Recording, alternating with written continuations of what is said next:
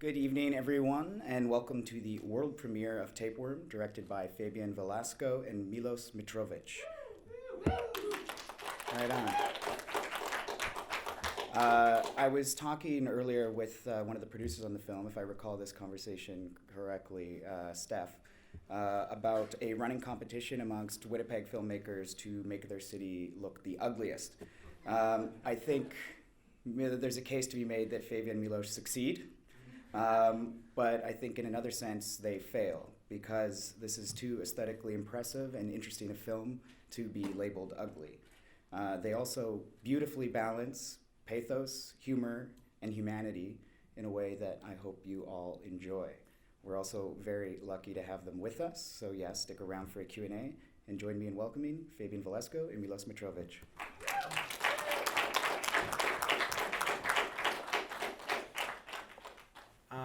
Hey guys, thanks so much for coming to the screening of this film. Thanks to Adam and VIFF and Future Present for including us in such an amazing and innovative program. The movie itself, what would you say? Adam said it better than we'll ever say. I know, like the write-up in the website, it's better than anything I could ever say. So I don't know. So if you read that, I don't know. I would say the movie itself is about people in between the most exciting parts in their life. I don't know. Anyways, enjoy. Yeah, thank you all for coming. Please welcome back Fabián Velasco and Miloš Mitrovič.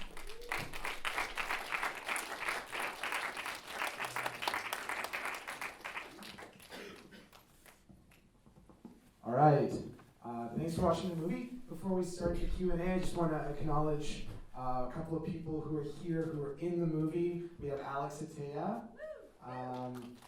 Steph Barrington, Marcus Henkel, the DOP, Ian Bawa, producer, Sandra Dabari, actor, and is there anybody else from the movie that I'm missing? No.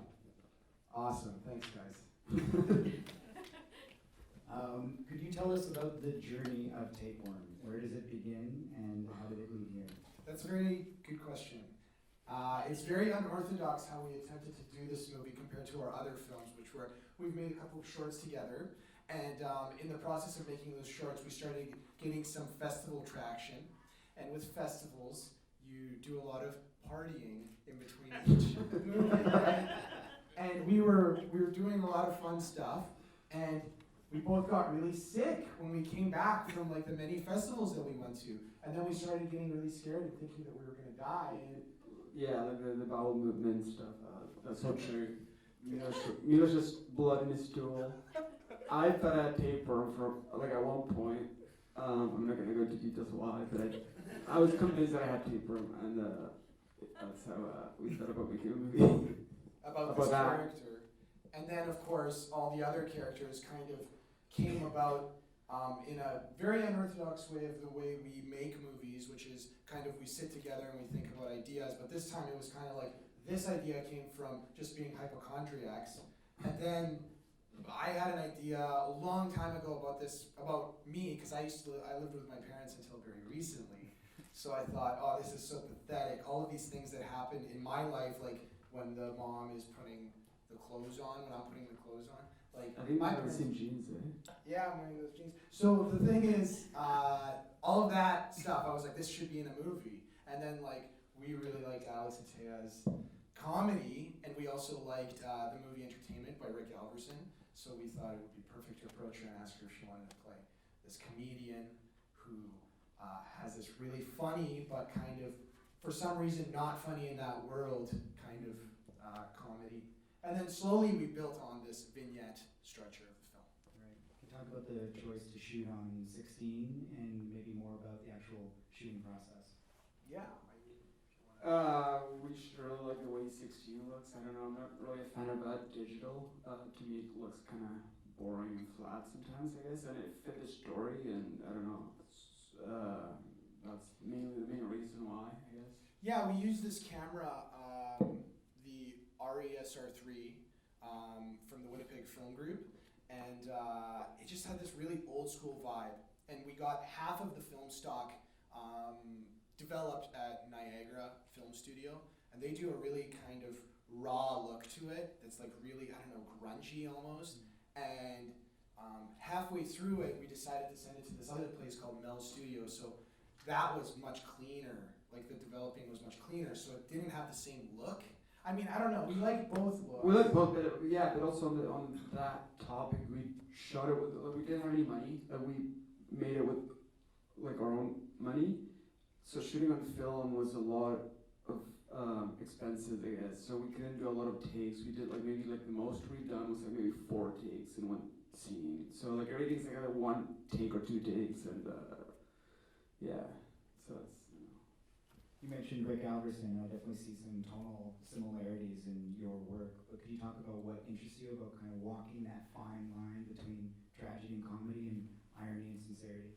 Yeah, I mean, I think that me and him both have a very ironic sense of humor ever since we met each other, and very sarcastic and self-deprecating almost, to the point where people can't tell if we're joking or not.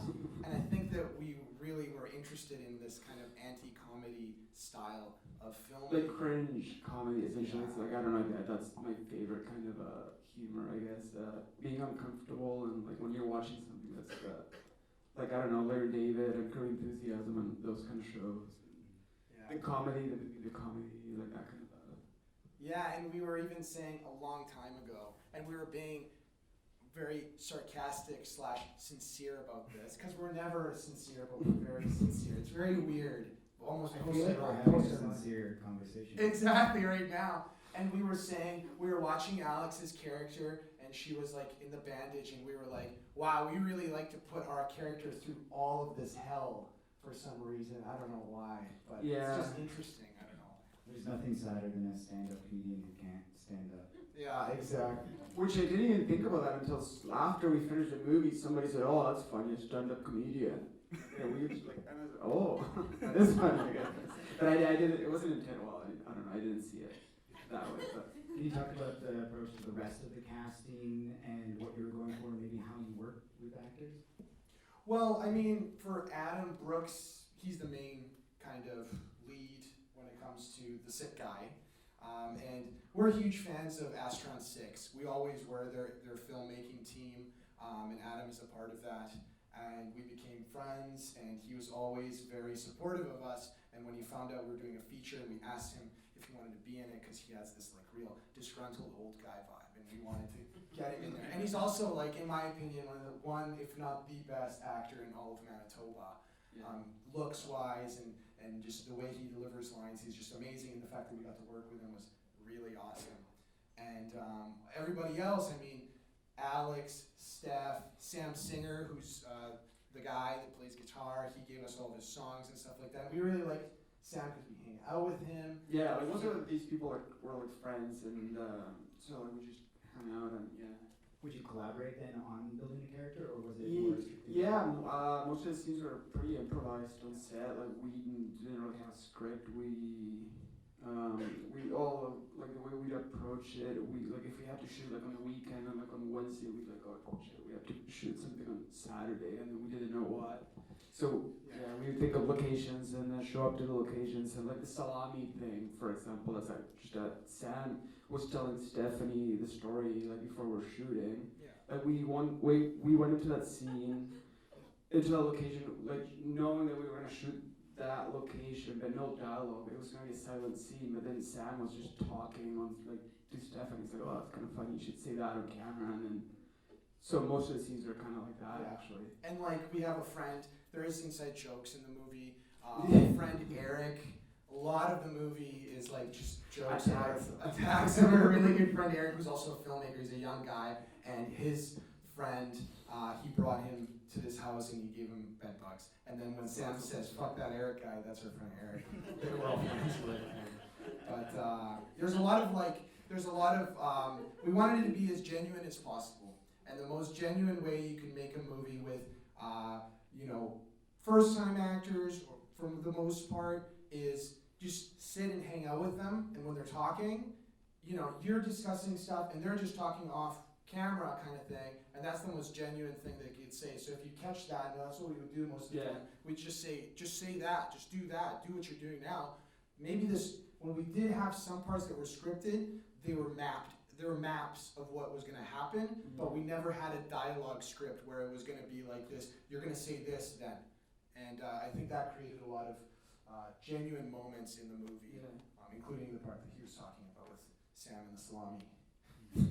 Isn't that spontaneous way of shooting a bit risky when you're shooting on 60mm film? Yeah, it is very Probably much so. Yeah. Well, like everything in the process of making this movie kind of went wrong. Like literally the first weekend, like one of the actresses quit after we shot like a full weekend of film, and then she decided she didn't want to be in the movie, and we spent like $1,000 at that point. Like in the first weekend, so we're like screwed. So we had to like reshoot most of it, and Yeah, and there's a lot of stuff like when Adam goes back and pukes in the bathroom at the end of the film. Again, we were just kind of piecing stuff in that we had shot earlier that we were going to scrap, but then we were like, wait a minute, this works here and there and whatever. And it was actually kind of interesting, and it all works in some way, but some of the stuff we were like, oh, we're going to scrap this. So you had to be very resourceful then. Exactly. yeah, like I think we used probably 90% of everything that we shot. Like we left out very little, I think. Yeah.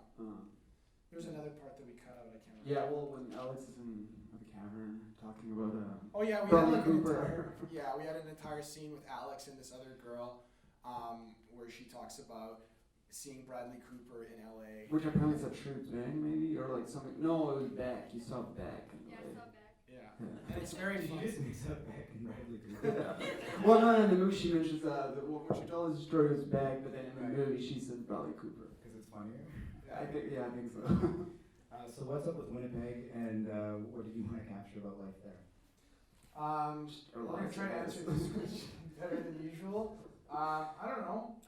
What do you think? I don't know. Well, I'm from Argentina, so I'm not really. So I moved to Canada when I was 14, and I've been in Winnipeg ever since. And like I don't know, I think it's a depressing place to be just naturally. I don't know. I don't know. I think it's pretty truthful. Like what we shot is like what we live. Like we didn't like seek out like, oh, let's go to like a really creepy location or anything. You know, like let's go somewhere that looks like really run down. Like we didn't really do that much. We shot in 2 of my own apartments, and then outside of that neighborhood, it's pretty much like where we live. Yeah, like Adam's and his wife's apartment is the exact same apartment. It's his apartment, the same room. We just flipped the image. So like everything like we just shot around the places that we like frequent or that we live But in. about Winnipeg in general, we think that it's a depressing place to live. But I don't know why. We have a great Well, it's like film small. Yeah, we do, but it's like a small place to be. There's not like a whole lot going on, and it gets very cold for like 6 months. And yeah, people are very imaginative, and we get so many great imaginations that come from there, and the way that people see the city, and the way the city affects them. I guess it affects us in a very melancholy way, and I guess that's. well, it's like a weird circle. We're like, oh, we're inspired by all these filmmakers who are like really depressing about Winnipeg, and then we become that, but we're also kind of we're continuing that path of like just how terrible it is. But do you find the experience of putting that on film depressing or cathartic? No, I enjoyed it a lot. I think, and I don't know, like I had a lot of fun making this movie. It was kind of stressful, but I think the movie is kind of. I don't think it's a negative portrayal of Winnipeg. I think it's embracing how terrible it is. Yeah. But I don't think it's an attack on Winnipeg or like saying that Winnipeg sucks or like. Any questions from the audience? Maybe from a non-Winnipegger. Yeah, go ahead. Why did you have the comedian suffer a terrible injury and not say one of the asshole characters? That's a good question. Well, essentially, I don't know. The simple answer would be that it's more painful if it happens to like someone nice. I guess like my favorite Simpsons episode is the Frank Grimes episode where like he gets destroyed and then in the end he dies and like you just feel so sad to look at it like just I don't know really painfully funny I guess in that And way. no one ever really acknowledges in that episode how terrible they are like, for driving Frank Grimes to yeah, his like hell. he dies and then Homer falls asleep at the waking or like the whatever. And the Reverend says that grimy, which she likes to be called, which isn't true. And there's something so it's like magnificent in reveling in Schadenfreude. but that happens to a good person and shows how horrible our society is. Yeah. I don't know if that answers. I don't know. It's like more. It's funnier if it's like something like if terrible things happen to someone who doesn't deserve it. I guess. As opposed to like the husband, for example, he had it coming, but then I don't know. I think he's such a terrible person, and that's like his punishment. I guess like, he's just a shitty person anyway. So I don't know. More questions? I don't know if this was asked already because I just came in, but was that a real stand-up comic? Yeah, Yeah, she's right there. She's in the house. Oh shit! And also she wrote all the jokes herself. Like we should say that. Yeah. That was yeah. And she's performing on Wednesday? Yeah. Where? Foxhole Comedy at 9. Foxhole Comedy at 9 p.m. You got it. Everybody come. It's going to be a great time. More questions? Could you talk about the style of dialogue in the film and your approach to like getting that from your actors? I feel like there's something kind of consistent in the almost tempo of it. Yeah. Well, yeah, like earlier, we just kind of tried to improvise the actors, how they talked on set, but also we would find, when we would hang out, we would find random things that were really interesting sayings that would come about. Like, for instance, he was saying that his ceiling should be painted gold because that's how people do it in France, and then we were like, oh, we should put that in a movie. Or like, for instance, at the end of the film, when my character says, I was hanging out with my buddy Mitch, we're gonna go to his cabin, work out, and get really buff and eat fish. That's because Mitch was our gaffer at the time, and Mitch is this really buff, huge guy, and he kept saying how, and he's friends with Eric too, and he was saying, oh yeah, Eric, I'm gonna get him really buff, we're gonna go eat fish, and we're gonna go to my cabin, and we're just gonna work out all the time, and he kept talking about that while we were figuring out the scene, and then when we were rehearsing it, I just came in and I regurgitated exactly what he said, and it was just kind of, that's how we got the dialogue from the film, was just like this improvisational. Yeah, I think weird. we only asked him to like say things slower as he normally would. That's like pretty much the only direction that we gave them, to slow everything down and take like long pauses between like statements, I guess. But yeah, other than that, it was, I don't know, I think that they talk pretty naturally as they would. Except for like Adam, I guess it's more like the most That's the most structured, structured, kind of, yeah.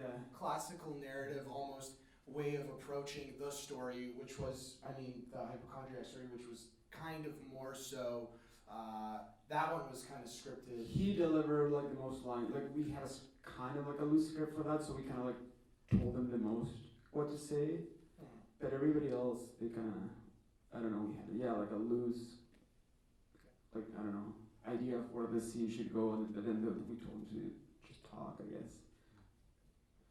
More questions from the audience? I will allow questions from Winnipeggers now. You said some of the stuff in the film is rooted in personal experience. Is there any biographical element to having sex by the water on a mattress? We did a music video for a band called Yes We Miss Sick, where this guy finds these two people having sex on a mattress in a car dump. And we loved that image so much that we were like, we have to do it again for feature film. And I think that we both are very obsessed with images. When we're thinking about ideas, it's an image in our head that kind of really stokes a real creative fire in both of us. And that image was something that we were interested in. Which was also kind of inspired by the movie Gomorrah. I don't know if you've seen the movie Gomorrah, but the scene where the two younger kids are shooting like the shotguns by that shitty like industrial river. So that was an image that I really liked, and it's stuck with me for like a long time, and we wanted to kind of replicate that. So was the image then of the ending sequence always something you knew the film would arrive at?